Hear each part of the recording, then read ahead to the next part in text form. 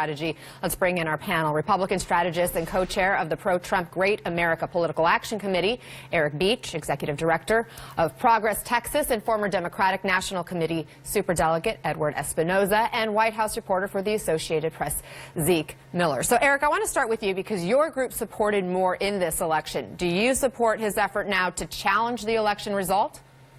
No, we don't. I think it's time to move on. And actually, what I'm pleased about is, and you have to give credit to, is Doug Jones extending an olive branch to Republicans. And so, I think after the passage of the tax reform bill, Doug Jones realizes that, it might be better if he's willing to work with Republicans. And I think this is something that's a desperate attempt.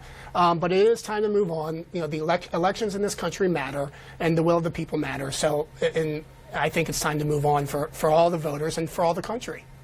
Edward, what is your reaction to Moore's challenge, especially given Democrats are expecting to welcome Doug Jones into the Senate any day now? Do you worry about the impact of this?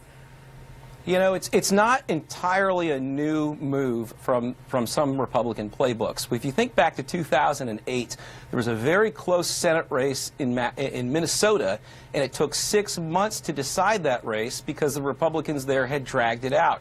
So I think Roy Moore is trying to repeat that. And I don't think it's going to work for him because a 20,000 vote margin is a huge margin in many states, especially in Alabama. But really what this comes down to is that he's complaining about voter fraud. Look, Alabama is a state that has voter ID. So if he's complaining about voter fraud, I think what he's complaining about is that the suppression of the black vote didn't work.